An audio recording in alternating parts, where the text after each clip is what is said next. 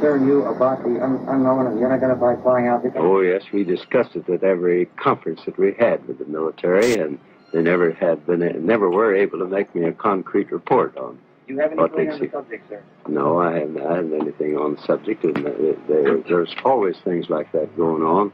The flying saucers, and we've had other things, you know. For years, the world has seen reality distorted, facts manipulated, and truth hidden. But there's even more to the story than anyone has ever suspected, because no one has been able to see the whole picture. Until now.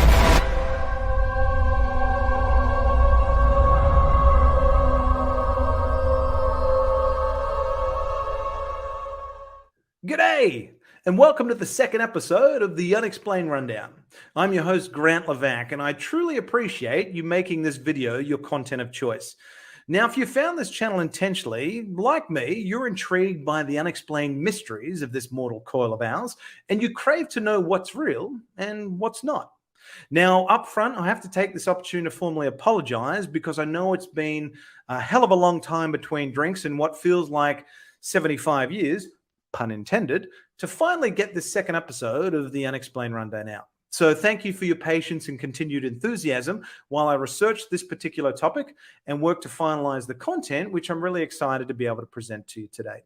Your full-time work, family life, enjoying having a young child, and trying to keep up to date with all of the great content that so many podcasters and live streamers put out there. It ain't easy. It's certainly a juggling act. You're making time to research a topic you're passionate about and then preparing content to showcase to the world. It can be a challenge. So to those of you out there that are my fellow content creators, kudos to you, my friends, because I now truly fully appreciate the time, energy, and all of the effort that you invest in researching, preparing, and presenting your content week after week. So thank you for the good work that you do and continuing to be a source of inspiration for me. But back to the task at hand.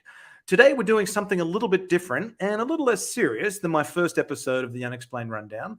We're talking about two of my favorite loves, UFOs and Kurt Russell. Yes, you heard me right, Kurt Russell. To celebrate the 25th anniversary of the Phoenix Lights, which the 25th anniversary was March 13th of this year, we're going to take a deep dive of Kurt Russell and the Phoenix Lights. Now, let me add a caveat to that and say that this episode is not designed to prove or disprove what the Phoenix Lights were or weren't. It's simply an exploration of Kurt Russell's account. Now, while my wife will strongly disagree with me, I've had what I would call a healthy obsession with Kurt Russell ever since I was a young fella and saw John Carpenter's The Thing for the very first time. It's also the film that got me hooked on the UFO topic, science fiction films, and horror films. And just like roller coasters, you either love them or you hate them. Suffice it to say, I love them. Something hard. If you were to take a tour of my home office, you would pretty much find my walls littered with framed and autographed photos of some of Kurt's most memorable roles, along with artwork. Yes, also autographed. Black and white press kit stills from some of my favorite Kurt Russell films. Cartoon books memorializing some of his most badass iconic characters. A framed poster of The Thing. Prized bottles of Kurt's very own boutique wine label, Gogi. Along with pretty much every Kurt Russell movie there is to own, and this is just from one shelf. And of course, every Kurt Russell DVD collection isn't complete without, yes, that's right, Big Trouble in Little China. And I have it right here. Oh, almost lost it. Good recovery there. Or as Jack Burton would always say, it's all in the reflexes. Now, for those of you whippersnappers out there that have absolutely no fucking idea who Kurt Russell is, allow me to enlighten you. Kurt Vogel Russell was born on the 17th of March, 1951, some 71 years ago, to Bonanza actor and professional baseball player Bing Russell and dancer Louise Julia Russell. Destined to be a performer from a young age, he took to acting from 9 and landed his film debut appearing ever so fleetingly alongside Elvis Presley in an uncredited role in the 1963 film It Happened at the World's Fair. Hey, kid, how would you like to kick me in the shin? How would I like to kick you in the shin? Huh? Mister, are you drunk? No kidding. I'll tell you what. If you kick me in the shin real hard, I'll give you a quarter. Okay, go ahead, play it. Ah! Whew. It's a good one. It's a good one, boy. Adams. They're all nuts. Quite the painful kick to the shin indeed. While he also followed in his father's baseball footsteps, suiting up for Little League Baseball as a youngster growing up in Los Angeles to playing Double-A in the minor leagues as a young adult, it would be a career-ending rotator cuff injury that would ultimately ruin his major league ambitions and force him into early retirement in 1973. So it was acting that Kurt would successfully fall back on and forever marry him to the label of child star. As a teen in the 1960s, Walt Disney took an instant liking to Kurt and signed him to an exclusive 10-year contract with the Walt Disney Company, making him the studio's marquee star less than a decade later. This is a very special kind of motion picture, and one of which we're very proud. It has a fine cast, and oh yes, you're about to meet a 15-year-old boy for whom I predict a great acting future. His name is Kurt Russell. While he is affectionately remembered for his recurring role of Dexter Riley in The Computer Wore Tennis Shoes, Now You See Him, Now You Don't, and The Strongest Man in the World, Kurt would never forget his Disney roots and end up making a number of other films under the studio throughout his career, including Captain Ron playing Captain Ron. Tombstone as Wyatt Earp, Miracle as U.S. Olympic ice hockey coach Herb Brooks, and Sky High as the world's most famous superhero. Now, while the force was indeed strong in young Kurt, it wasn't quite strong enough to land him the iconic roles of Han Solo and Luke Skywalker in what would become George Lucas's 1977 cinematic masterpiece, Star Wars. Speed. 3, take 2. All the dead banks and arts were still secure. And I think we're due the reward you offered. And it had better be pretty substantial after what we've been through. When R2 has been safely delivered to my forces, you will get your reward. You have my guarantee. What's that little droid carrying that's so blasted important? While it's hard to imagine anyone other than Harrison Ford playing the captain of the Millennium Falcon, I, for one, would have indeed enjoyed seeing a young, stubbly Kurt Russell playing one of cinema's greatest heroes and complete the Kessel Run in just 12 parsecs. Alas, it was not to be. Unlike many child stars, Kurt made a successful transition into adult roles and earned an Emmy nomination in 1980 for his portrayal of none other than My Shin Still Hurts, Elvis Presley, in the 1979 John Carpenter telefilm aptly titled Elvis. And fun fact, Kurt would again don the iconic rhinestone jumpsuit some 22 years later in the 2001 Elvis impersonator casino heist flick, 3,000 Miles to Graceland.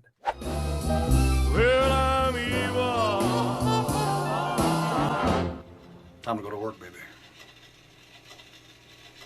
Let's do it. Kurt's uncanny portrayal of Elvis in John Carpenter's telefilm would see the start of their decades-long collaboration on a number of iconic films, including the futuristic action film Escape from New York, where he starred as the army hero turned robber turned anti-hero Snake Plissken. Call me Snake. And would return for the 1996 sequel, Escape from L.A. He led an all-male ensemble cast in the paranoia-laden and stands the test of time horror film The Thing as helicopter pilot R.J. McCready. We're going to find out who's the thing. And who can forget perhaps his most memorable character, the larger-than-life Jack Burton in the kung fu comedy action film Big Trouble in Little China. If we're not back by dawn, call the president. One of my all-time favorites. Shortly before starring together in the Jonathan Demme film Swing Shift in the mid-1980s, Kurt Russell and Goldie Hawn would begin their relationship, which continues to this very day. without either of them ever having felt the need to walk down the aisle and say, "I do."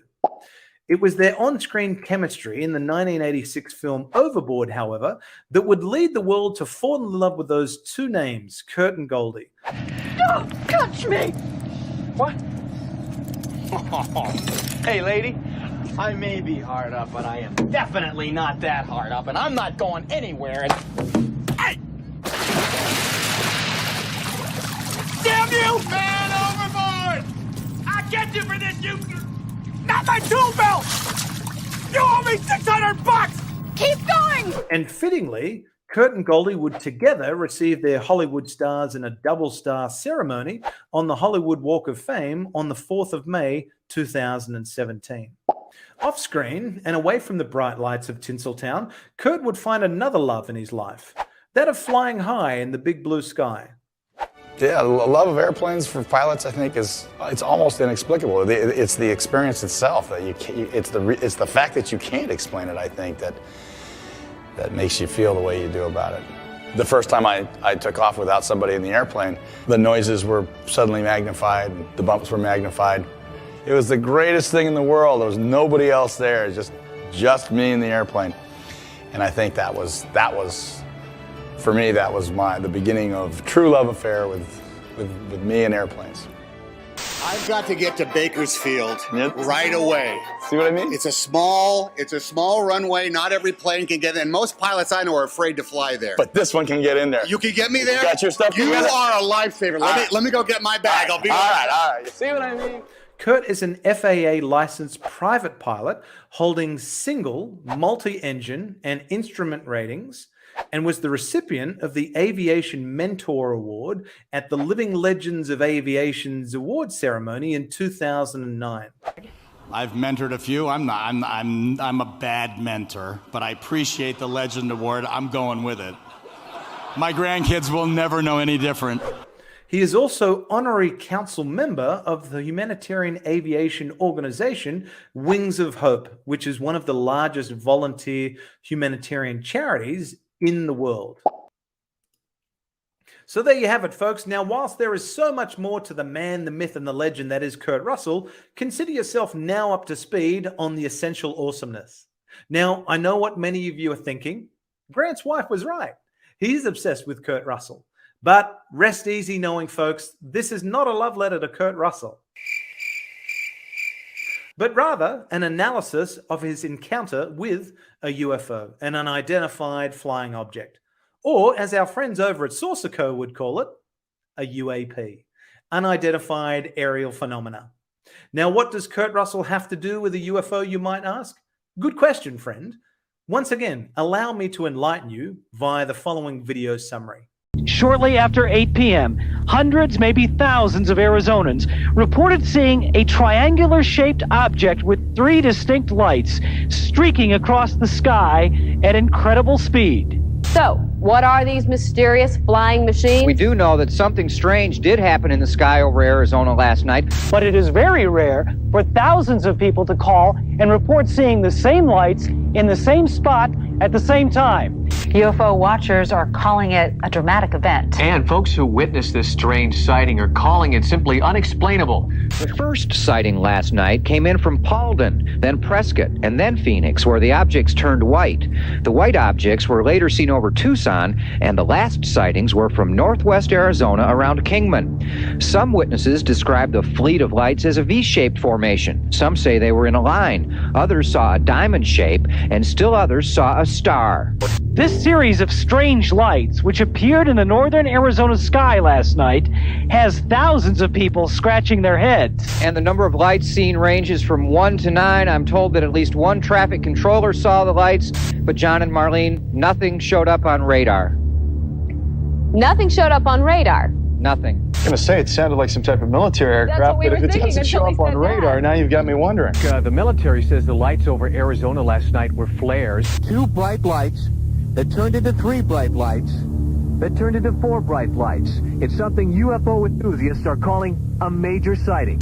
Explanations have been tossed about, that they were flares, that there were planes flying in formation. But Mark and Robin, we checked with the FAA today, we checked with Sky Harbor, and we checked with Luke Air Force Base, and there's been no official explanation. At least one pilot radioed to the Sky Harbor tower that the lights passed directly over his aircraft, but the tower saw no sign of anything on radar.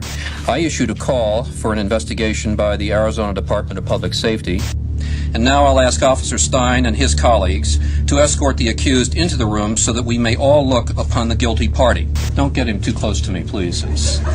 This just goes to show that you guys are entirely too serious. And on the 25th of April 2017, while promoting the release of Guardians of the Galaxy Volume 2 on the BBC's The One program, Kurt revealed to the world his very personal connection to the Phoenix Lights incident, which is without a doubt one of the most fascinating unsolved UFO cases and largest mass sightings in history. This took place in Arizona.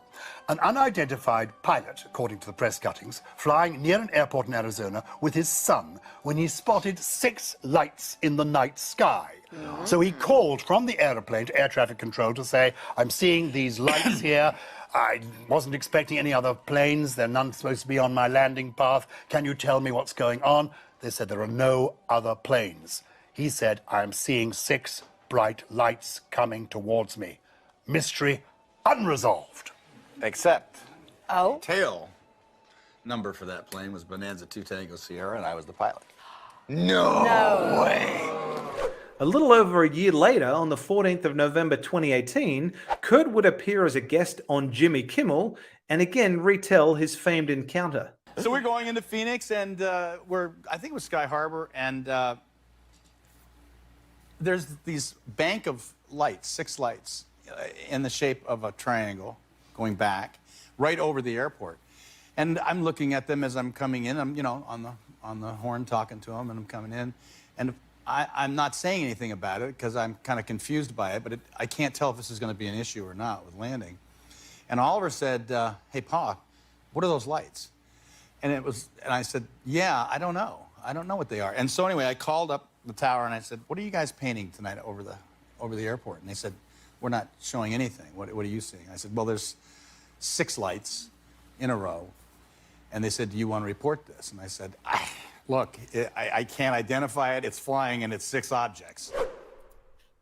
Okay. Now, I know many of you are screaming at the top of your lungs like Mick West eating a bag of hot chips at the beach while a flock of crazed seagulls are on the attack. Grant, we already know all this stuff. This is old news, buddy. Why are you getting so enthusiastic? Easy there, friend. There's much more to this story than you think, starting with the very year that we find ourselves in right now, 2022. The 13th of March this year marked the 25th anniversary of the Phoenix Lights. And as such, a number of podcasters and live streamers commemorated the event by revisiting the incident and having guests on their respective shows to offer their various perspectives. And there was one show in particular that really reinvigorated my interest and inspired me to examine Kurt Russell's account.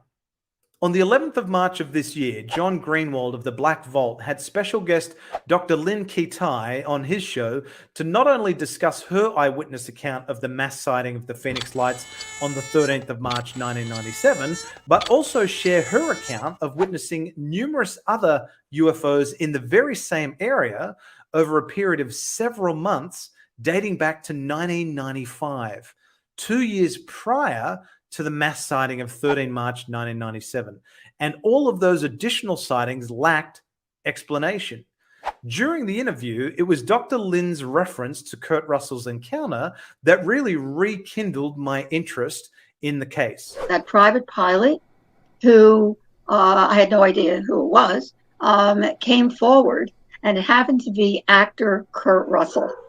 And his story is really amazing in itself because he describes in a UK interview, very, very detailed and terrific interview, that he forgot about it for 2 years. And we have witnesses, including in my book, a psychiatrist with his family that was coming up from Tucson to Phoenix 2 hours away. And one of these craft was right above their car. And he said the wingspan was over the ground on either side of this giant highway for some time. And he saw the bottom of them. People saw gunmetal and beings at the windows. I mean, it's phenomenal when you hear the description.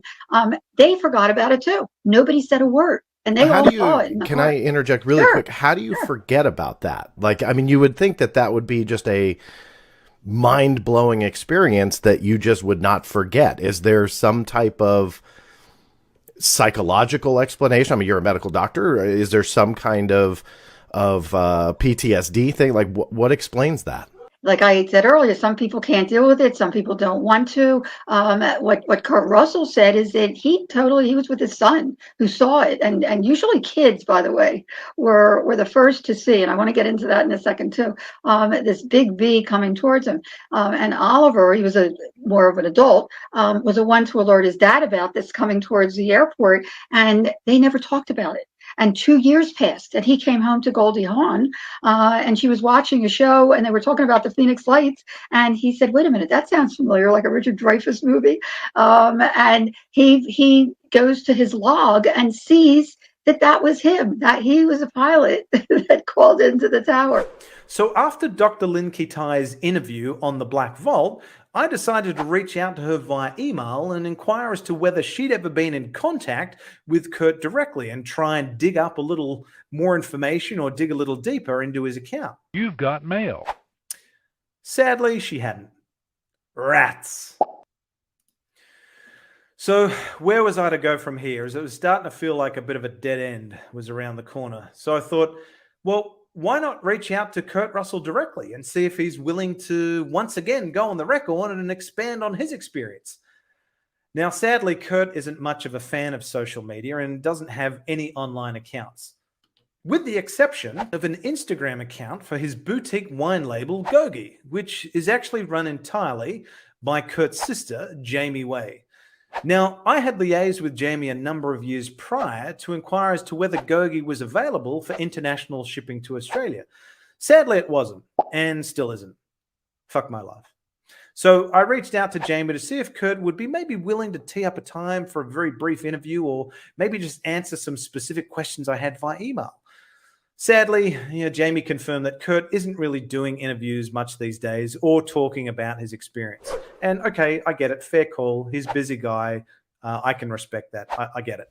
So sadly, no cigar there. But staying true to the Instagram theme, I thought, well, why not reach out to Kurt's stepson, Oliver Hudson, who also observed the Phoenix Lights with Kurt in the same plane and maybe see if he was willing to go on the record. But sadly, no response. Bummer. But hey, maybe Kurt's stepdaughter, Kate Hudson, had learned a little more about her stepfather's experience over the years and would be willing to have a yarn about it. So I decided to DM her as well. No deal. But that's okay. She's a busy woman, mother as well. Busy wife, busy life. I get it. What about Goldie, Kurt's partner of almost 40 years? Maybe she'd be willing to have a bit of a chin wag and share some of her own personal experience with the phenomenon, which Kurt alluded to briefly in his interview with Jimmy Kimmel. I would love to learn more about her experience, which she documented in her biography, Goldie. So I DM'd Goldie. Yeah, no luck there either, sadly. So in a last-ditch effort, I decided to go back to Kurt's interview on the BBC and see if there are any breadcrumbs that I may have missed. And I must have watched and rewatched the interview a good dozen times before something did indeed click. There were 3 words that came out of Kurt's mouth that I'm positive I had heard before. Have a listen. Except, tail number for that plane was Bonanza 2 Tango Sierra, and I was the pilot. 2 Tango Sierra. Now, where the hell had I heard that before? So when one has questions, one must consult the oracle. To the Kurt Russell DVD collection, I ventured to see if I could find some answers. And find an answer I did. In the 1996 $122 million box office blockbuster, Executive Decision, which depicts the rescue of a commercial airliner hijacked by terrorists by a small team placed on the plane mid-flight. And on that note, ladies and gentlemen, I present to you Kurt's opening scene. Clear to land, 2 Tango Sierra. That was it! That was it, 2 Tango Sierra. Now, if you're like me, you don't have a frame of reference for aviation, what Kurt was quoting in his 2017 BBC interview was his plane's call sign, Bonanza 2 Tango Sierra. On initial contact with air traffic control, a pilot should state the aircraft type, model, or manufacturer's name, which in Kurt's case was a Bonanza, that was the model, followed by the full digits of the registration number, 2, T for Tango, S for Sierra, Bonanza 2 Tango Sierra. The tail sign, N, 2TS, is the plane's registration number, which can also be stated as November 2 Tango Sierra to air traffic control. Now, the prefix of the letter N is the US's nationality designator under the International Air Navigation Convention. So I kept asking myself the question, could this indeed be the actual plane that Kurt Russell flew to Phoenix on the night of the 13th of March 1997 and observed the Phoenix lights? Holy shit! If so, holy shit, that's news to me. Like, literally, I'd never ever seen that reported anywhere else following Kurt's interviews on the BBC and Jimmy Kimmel. Now, while I was convinced it was the actual plane that Kurt flew to Phoenix, I had to put my Carl Sagan hat on and track down some extraordinary evidence to support my extraordinary claim. So I began searching all corners of the internet for information pertaining to N2TS, the plane's tail number and registration number. Nada. Absolutely nothing. No current registration records, no images, no owner records, nothing. I was again starting to lose all hope. And when one loses hope, what must they do? Consult the FOIA king. On the 30th of March this year, founder of the blackvault.com, John Greenwald Jr., appeared as a guest on the Unidentified Celebrity Review, co-hosted by Luis Jimenez, Ratherby Squidding, and UFO Jane Kyle. Following Lou's repeated calls on the show for John to provide an updated headshot, I took the opportunity to ask John if he thought there was any value in trying to chase down the air traffic control records for Kurt Russell's flight on the 13th of March, 1997. Grant Lavac kind of asked the same question, but my question is, Kurt Russell and the Phoenix Lights. Are you telling Kurt Russell to move on? John Greenwald? Yes. No. The problem with a lot of those air traffic records is the FAA has a records retention schedule that wouldn't last this long. So he came out way too late to go after those types of records. As life would have it, my FOIA request to the FAA for air traffic control records pertaining to Kurt's flight via call sign Bonanza 2 Tango Sierra, plane registration number N2TS, indeed failed to yield any fruit, as records are indeed only retained for 45 days before being destroyed in accordance with FAA data retention policies. Just like John said, another donut. Damn, I hate it when Greenwald's right. Feeling somewhat deflated, like the one and only balloon that the UAP task force was able to positively identify as not being UAP, I jumped online and thought I'd take one final look on IMDb to see if anything could be gleaned from the film page for Executive Decision. You know, maybe there was an Easter egg that I hadn't come across that was waiting to be found. So I worked my way through the production details, methodically went through filming locations, cast and crew, and hold the big phone home. Lo and behold, I discovered the actor that played the flight instructor in Kurt's opening scene, John Rixey Moore. Well, maybe his bio could reveal some further information. Anything that could shed some light. Nothing. Brill. Sweet fuck all. But before throwing my iPhone in the recycling bin, I decided on a whim to take a look at John Rixey Moore's Did You Know section on IMDb. And it reads, in the movie Executive Decision 1996, Moore's personal airplane is used. In one scene where Kurt Russell and John Rixey Moore are shown in a straight-tail Beechcraft Bonanza, the plane's tail number is N2TS. This is John Rixey Moore's personal airplane. Both actors are shown in the actual plane's interior. Holy fucking shit! That's the guy. This is the dude in the scene with Kurt Russell, John Rixey Moore. It's his personal plane that's being used in the film Executive Decision, and that's also the plane that Kurt flew to Phoenix on 13th March 1997 and observed the Phoenix lights with his stepson Oliver. Holy shit again. Wow, this is huge. So now I was on a mission to track down John Rixey Moore, an actor and a pilot with absolutely no social media presence. No website, no Facebook, no Twitter, no YouTube, fucking nothing.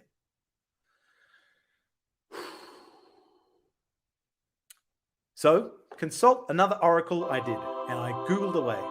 And again, lo and behold, I eventually discovered that John was also an author. In 2012, he published his memoir, Hostage of Paradox, in which he documents his experience and firsthand accounts of war in Vietnam. So not only was he an actor and a pilot, he was also an author and a highly decorated veteran. Well, perhaps his publisher can point me in the right direction.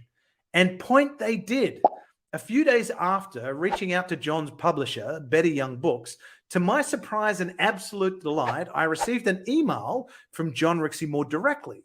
And after a number of emails and phone calls and some exchanges over a couple of weeks, John revealed details of his friendship with Kurt Russell and agreed to doing an online interview, which I'm so very, very thrilled to play for you now in a true exclusive to the Unexplained Rundown. So please enjoy this interview with John Rixey Moore. Look, I am certainly mindful of your time. I do want to switch gears a little bit and talk about a fellow actor of yours and good friend, Kurt Russell. Yeah. I've literally been. I mentioned this to you before we, got on air today and had some conversations prior. That I've been a huge Kurt Russell fan ever since I was a kid. Yeah. And it was in 1996. I was in my last year of high school that I snuck out of class and I went and saw Executive Decision in theaters when it came out. And little would I know back then, some 26 years later, that I would be, sitting down virtually and talking with someone that not only acted in that film, but shared a really cool scene at the front end of that film with Kurt Russell itself. So Executive Decision, let me assure for folks that will be watching this, I'll just share, if anyone has not seen the film Executive Decision, it was a fun film that came out in 1996. I imagine it was filmed in 1995. How did you become involved in that film, and where did your friendship with Kurt Russell begin? I needed a hangar for my aircraft, my Beach Bonanza at Santa Monica Airport.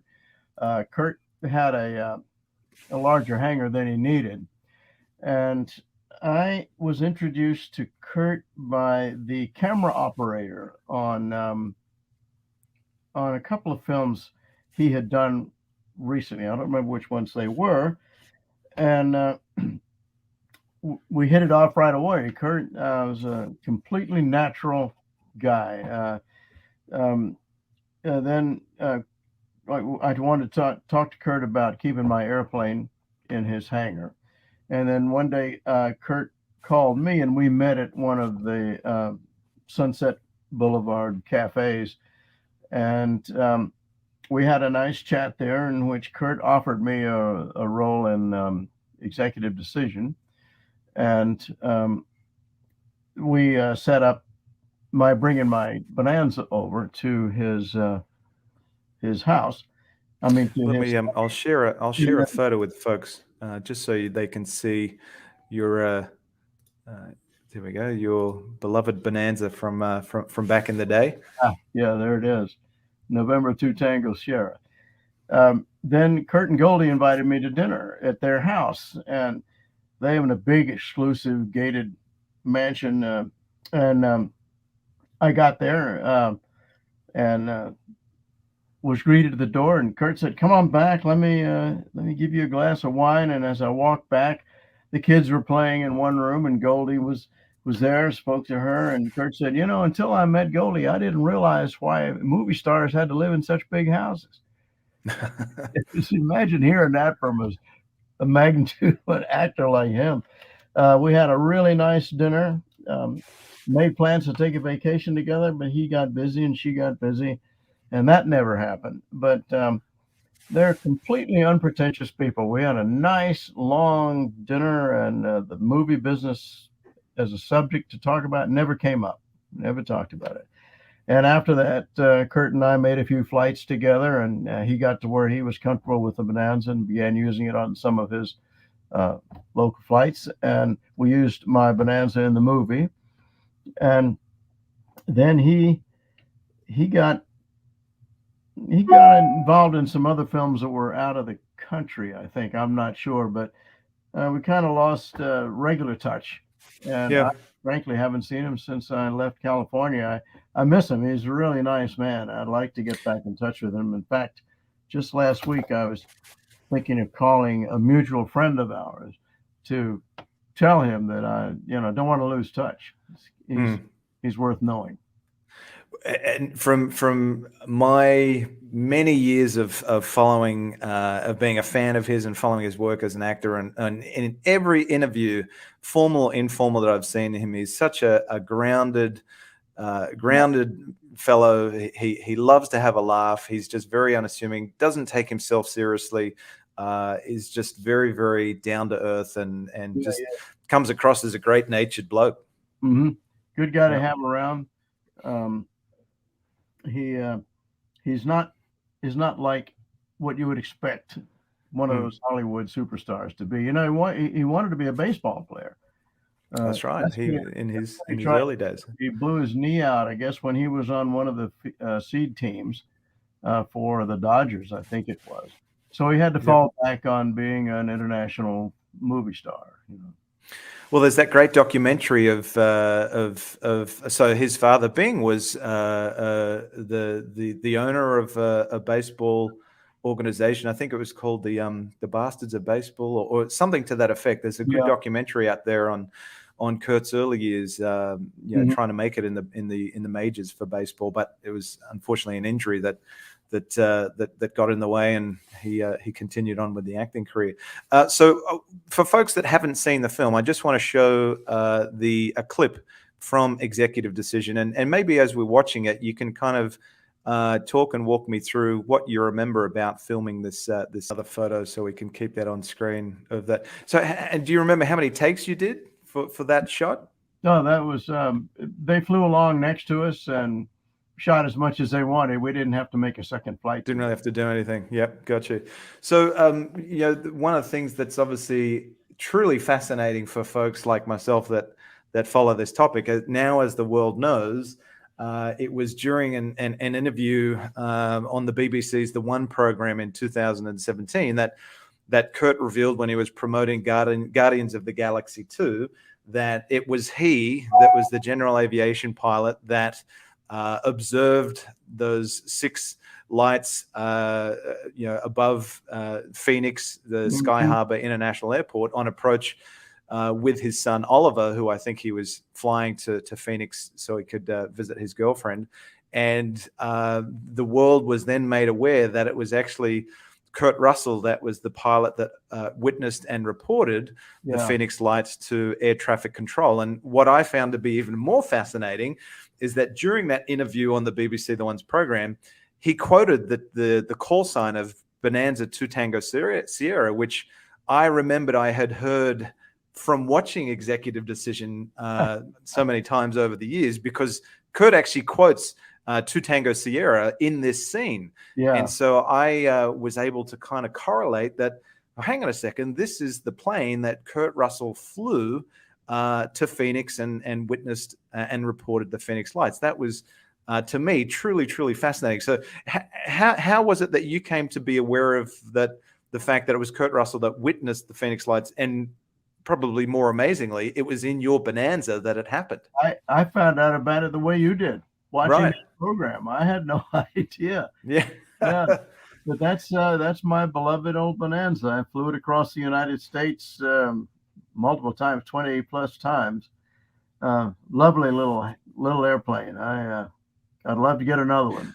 I bet you were sad to see it go as well. Yeah, I was, especially because the guy that bought it was a jerk. Oh, well, that's never.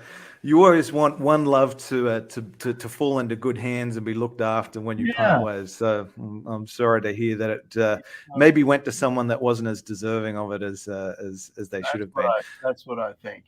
You can get a relationship going. You can have affection for machinery, for things.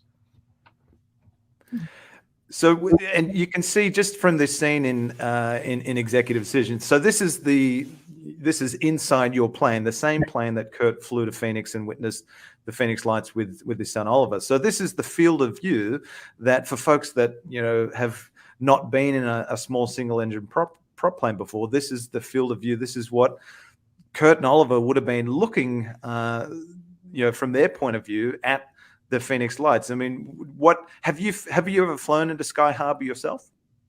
Yeah, I have.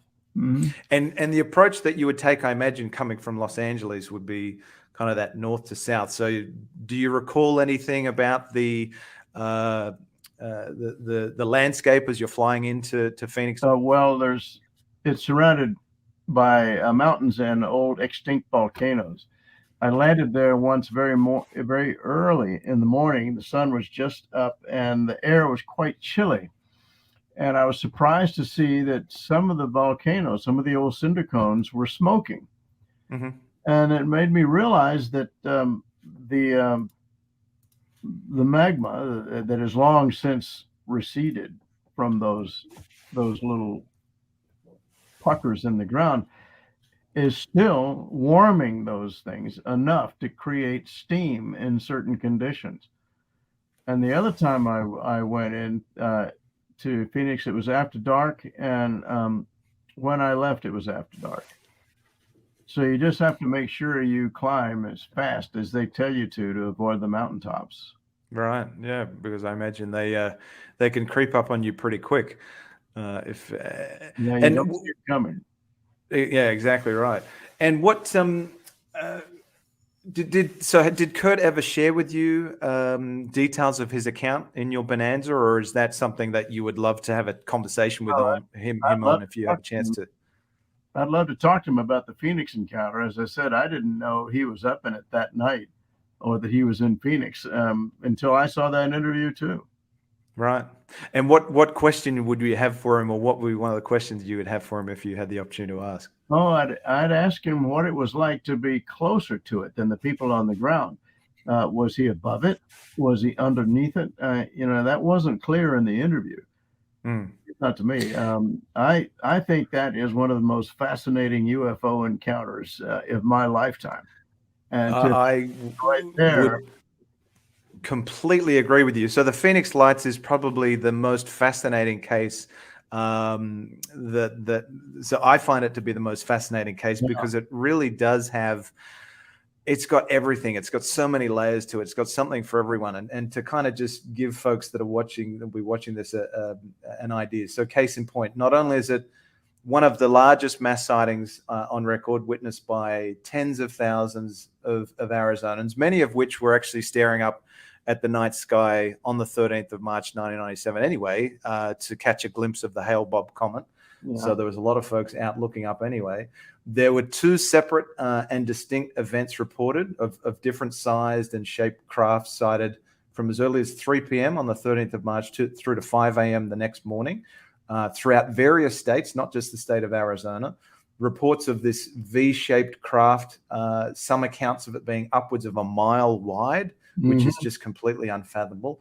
A smaller triangular or chevron-shaped craft hovering as low as 100 feet above the ground, moving slowly through Phoenix towards South Mountain and Sky Harbor without emitting any noise whatsoever. Distinct rows of self-contained lights observed on the underbelly of the craft, which blocked out the starry night sky above. So indicating that it was 6 lights all belonging to one craft or one object.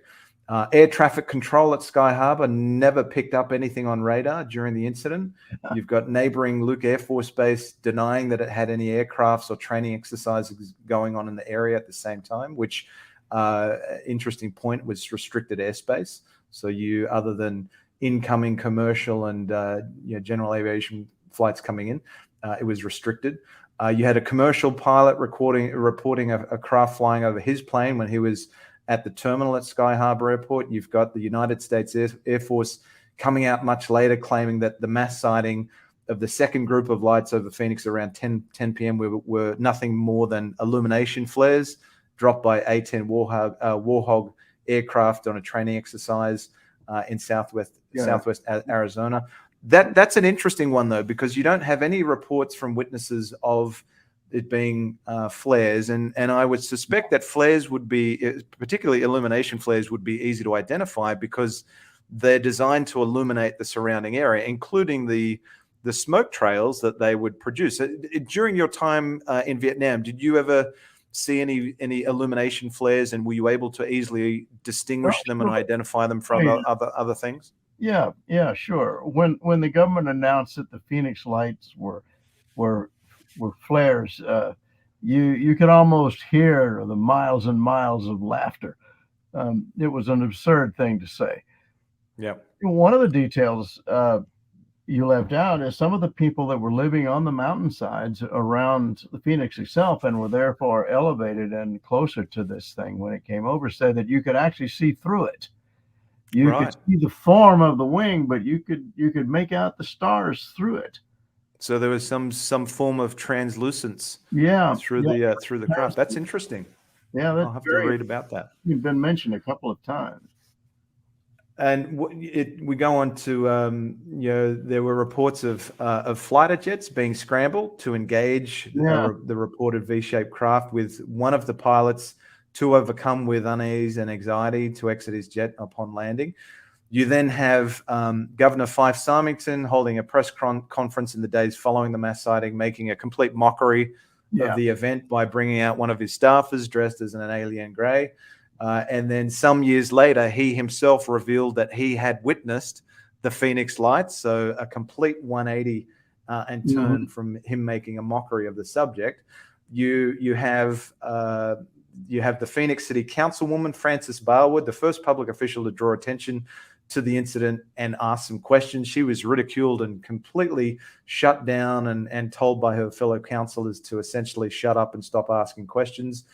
You've got Dr. Lynn Ketai, who I mentioned before, who witnessed and filmed the mass sighting on the 13th of March, but also witnessed and photographed glowing orbs and lights on several occasions up to 2 years prior, dating back as early as 1995. And that's documented in her book, The Phoenix Lights, which I've read. I'd recommend it to anyone that's interested on the Phoenix Light topic. And then obviously you have the Hollywood element, Kurt Russell being the one that witnessed and observed and reported the Phoenix lights on approach to Sky Harbor. So it's just a truly fascinating case that I think warrants so much further analysis and investigation, because there are it begs so many more questions than it does answers. The amnesia thing is interesting as well. I mean, you have a lot of folks that do have hypnotic regression that uncover a lot of these memories of these accounts or these abductions. They much like Kurt Russell, I guess, to a degree, because after the Phoenix Lights incident, he and Oliver never talked about it. And it wasn't until a couple of years after the event that he just came home and discovered Goldie Hawn, I think, watching a documentary on TV about the Phoenix Lights. And then like the click of the fingers, he started to recall a lot of that information. And it drove him to look at his flight logbooks, and he was able to verify that it was actually he that was flying that night, that date, into Phoenix. So I think there's something certainly to this, post-sighting memory loss or amnesia. But again, it could come down to maybe just the point that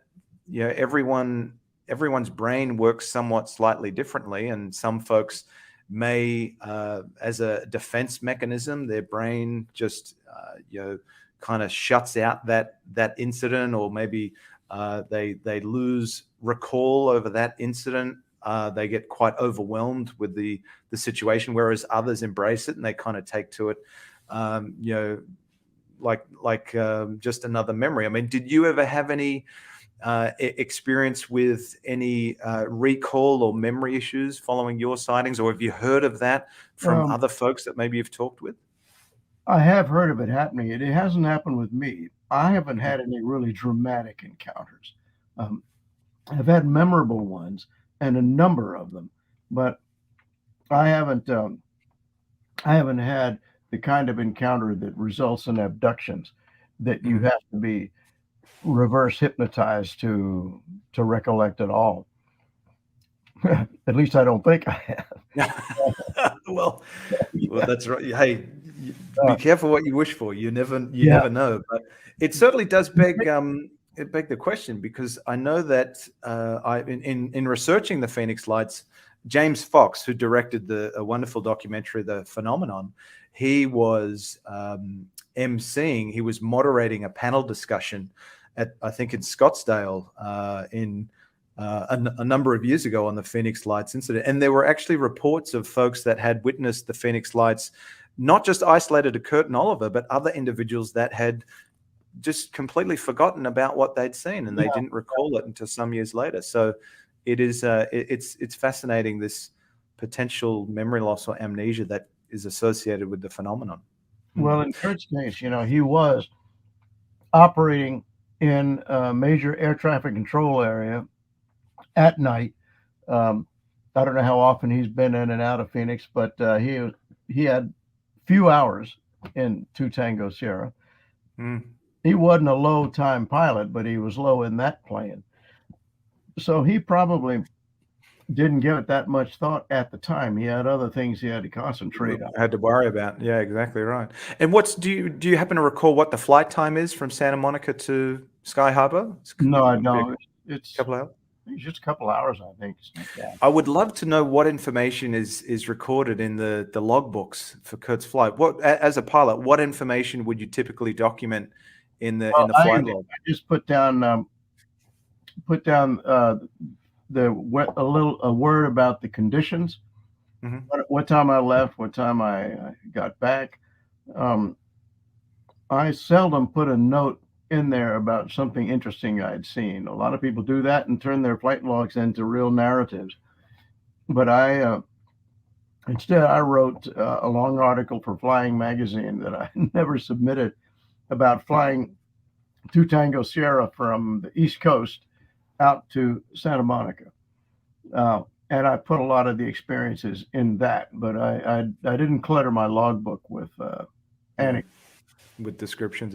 I imagine that's a long cross-country flight. What was the flight time on what's the cruising speed of the Bonanza? Well, I've forgotten now. 150 or 60, I think. I have to go back and look at that stuff myself.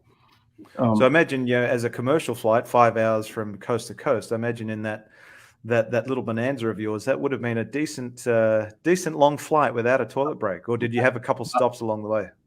I usually stopped along the way and refueled, spend the night, get a shower, and go on the next day. But I had one experience of flying to the East Coast from California with a 200-mile-an-hour tailwind. Right. Wow. Flew all the way to Birmingham, Alabama the first day, got there in time to make dinner at the motel, and was at my parents' house on the coast the next day by noon. That was, that's probably a 20-hour flight or something. Yeah, right. Yeah. It certainly slowed you down. What do you have any hair-raising stories in your Bonanza? Or any scary stories that really rattled you and shook you when you came back down to land? Well, I got myself into trouble once and scared myself, and the only way I got out was deciding that the best thing to do is keep flying straight and level. And as soon as I got out of those conditions, try to find where I was then. But I was lost. I had done something stupid. I had flown into a weather front. And I'll never do that again. It's still with me after that flight, though, all those years ago. Everything I tell you to do it. Don't decide that you're a super pilot at any point. It's funny. I don't know all there is to know about flying. Exactly, and the reason I ask you that question. So Kurt was asked that very same question on Letterman. Kurt appeared on Letterman a little over a month after the Phoenix Lights incident. So it was April of '97. I think he was on Letterman to promote another great film of his that I love called Breakdown, which he filmed out in California, Arizona, Nevada. And he was asked the question by Letterman, what's the scariest experience you've had in a plane? And he mentioned he was flying back. He was doing a solo flight, and he got caught in the Sierra wave, and he got caught in these these huge updrafts and downdrafts where his plane was completely being rattled like he was in a sardine can, and the rivets were starting to come out of the wings. And I found that at the time, before I had kind of watched his interview on the BBC where he revealed he was the pilot that witnessed the Phoenix Lights, always found it fascinating that was the story he chose to recall and tell on Letterman, when you think that encountering a UFO would be something that would be quite, scary in itself. But then obviously, if you go back and watch the interview that he gave on the BBC, that he could not recall the Phoenix Light incident for a number of years. Yeah. It kind of brings back to that element of, just not having the recollection for it after the event, and the potential amnesia that's associated with it. Well, look, I mean, I could probably keep you for another hour or two, but I have to say it's been a truly fascinating conversation, and one that I've really, really enjoyed. So I'm truly appreciative of you taking some time out of your afternoon to generously have a chat with me. So it's been incredibly enlightening and entertaining. So I do appreciate your time. And if you ever do have that conversation with Kurt on his experience in the Phoenix Lights, and if he's ever in a position where he's comfortable for you to share it, I would love for you to come on back, and I'd love to have that conversation with you and find a little bit more about his account. Sure. It's nice to know you, and I really admire your scholarship and smoking me out too. You weren't easy to find, my friend. I'll tell you that. Without not having a social media presence, didn't make it easy for me to track you down. But I'm pleased that I've been able to. On the next episode of the Unexplained Rundown, I will be playing the full interview with John Rixey Moore, who just so happens to have long held a fascination for the UFO topic and has a number of intriguing connections to it. He also has a keen interest in the crop circle phenomenon, and was actually featured in a 2004 documentary titled Unsigned Circles, in which he interviewed subject matter experts and showcased then newly formed circles in Wiltshire in the UK. He also developed a friendship with a microbiologist who claimed to have worked at Area 51 and S4, and has also had a number of personal sightings and experiences with the UFO phenomenon himself. So be sure to subscribe to this channel and check out my interview in full with John Rixey Moore in the coming weeks. It's a truly fascinating and thought-provoking conversation. So friends, let's recap and now review the timeline in the months leading up to Kurt Russell's encounter with the Phoenix Lights. Monday, the 11th of March, 1996, marked the world premiere of the action blockbuster and $122 million box office smash at the Regency Village Theater, located in the Westwood Village in Los Angeles, California. Looking relaxed, casual, and noticeably unshaven with that infamous Snake Plissken celebrity stubble, which he fashioned for the filming of the long-awaited Escape from New York sequel, Escape from LA, Kurt would make his way down the executive decision world premiere red carpet, which Warner Brothers spared absolutely no expense on. They pulled out all the stops and even showcased a life-size replica of the fictional DARPA Remora stealth aircraft featured in the film and closely guarded by members of the armed forces at the world premiere. On the night, Kurt was joined by his co-stars, the always stunning Halle Berry and always questionably fashionable Steven Seagal, who stunningly met his demise unexpectedly less than halfway through the film. Kurt was also flanked by his children, a young Wyatt Russell who has since also made a name for himself as an actor, and Kurt's always stunning, ever-glowing and non-responding Instagramming stepdaughter, Kate Hudson. But I hold no grudges. To keep the synchronicity train moving full steam ahead, exactly 1 year later, on Tuesday the 11th of March 1997, the third annual Blockbuster Entertainment Awards were hosted in Los Angeles, California, and were attended by none other than everyone's favorite Hollywood couple, Kurt and Goldie, looking, well, as Kurt and Goldie as ever. And it was at the 1997 Blockbuster Entertainment Awards that both Goldie and Kurt would strike Hollywood gold and take home the awards for Favorite Actress in a Comedy and Favorite Actor in an Action-Adventure, respectively. This year's list of deserving nominees are... Kurt Russell, Executive Decision. Sylvester Stallone, Daylight. Denzel Washington, Courage Under Fire.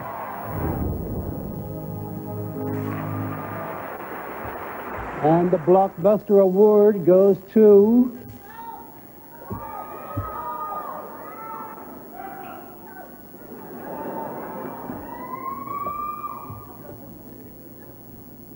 Kurt Russell.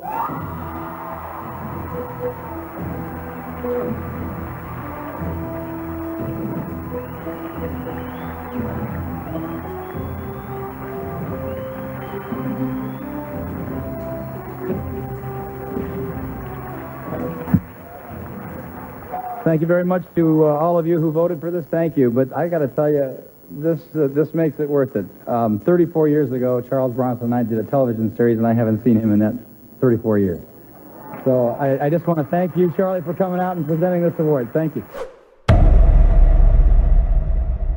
Just 2 nights later, on Thursday the 13th of March 1997, Kurt would fly his stepson, Oliver Hudson, to Phoenix, Arizona to visit his girlfriend at the time.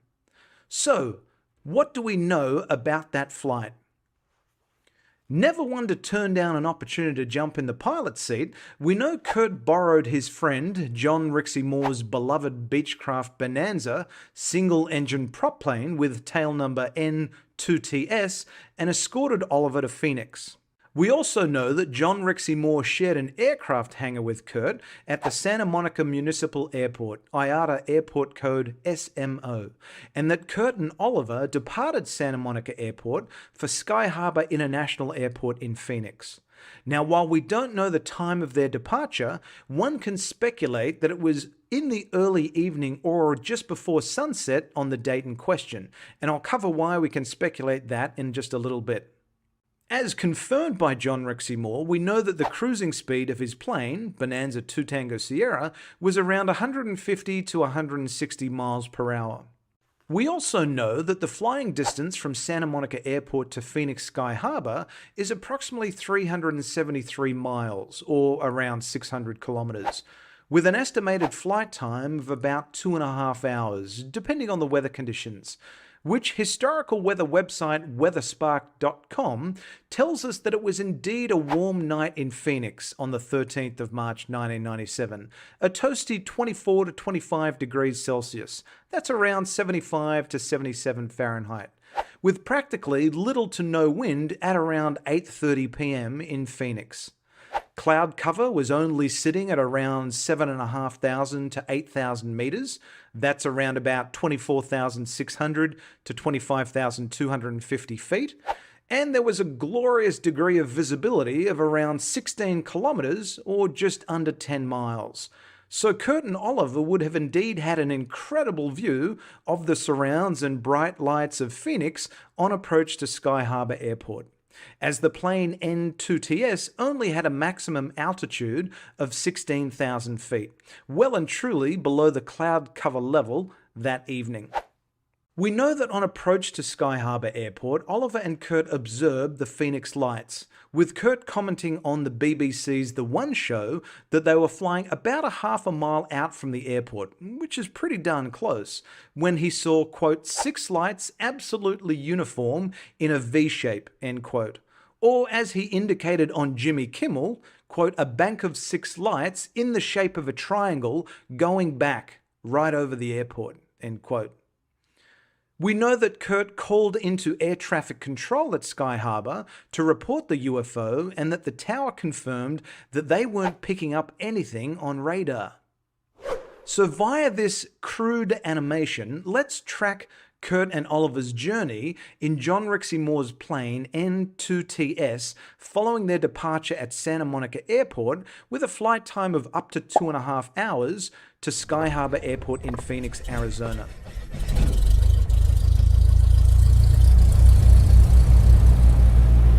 based on Kurt's account and the fact that he indicated he saw lights, which would be clearly identifiable after sunset, we can safely speculate that Kurt and Oliver arrived at Sky Harbor at night. Now let's zoom out a little and take a wider view of what may have transpired that evening. And for frame of reference, allow me to point out some key landmarks. Here we have Phoenix Sky Harbor International Airport, South Mountain, the Estrella Mountains, Paradise Valley, where Dr. Lynn Kitai filmed the Phoenix lights with a video camera, and of course we have Luke Air Force Base. So, what happened at 8:30 p.m. on Thursday the 13th of March, 1997? A V-shaped craft was reported to have flown southbound from northern Arizona towards or over Phoenix Sky Harbor International Airport and then onwards to Tucson. At approximately 10 p.m. that evening, upwards of 9 glowing lights were seen appearing in the direction of the Estrella Mountains and disappearing shortly thereafter.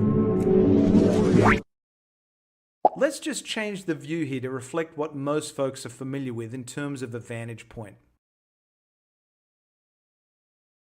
Now, if the reports are to be believed from the US Air Force that slow-falling, long-burning illumination flares were dropped by a flight of 4 A-10 Warhog aircraft from the Maryland Air National Guard operating over the North Tactical Range, or NTAC, NTAC for short, of the Barry M. Goldwater Air Force Range, which is west of Gila Bend, then the lights would have indeed appeared to have winked out as they fell behind the Estrella Mountain Range to the southwest of Phoenix.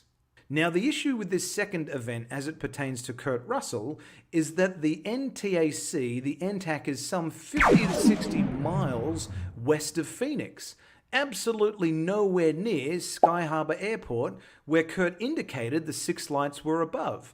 That would place the lights observed at 10 p.m. way behind the Estrella Mountains and west of Gila Bend, consistent with the US Air Force's story of flares being dropped at the back end of a training exercise. And it's of interest to note that illumination flares can reportedly be observed up to 100 miles away.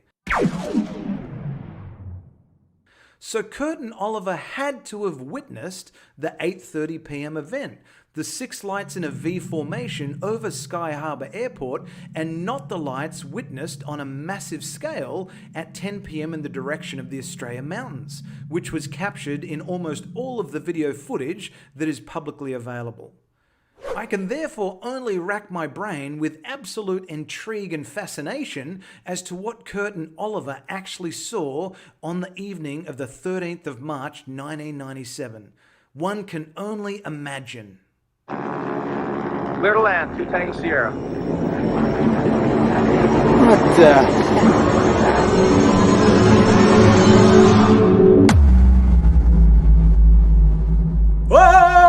So there you have it, folks. I give you Kurt Russell and the Phoenix Lights. While there's no doubt so much more to this story that will hopefully be revealed one day soon, I'm pleased I've been able to shed some light on the case for you and provide some new exclusive information that hasn't been reported publicly until now.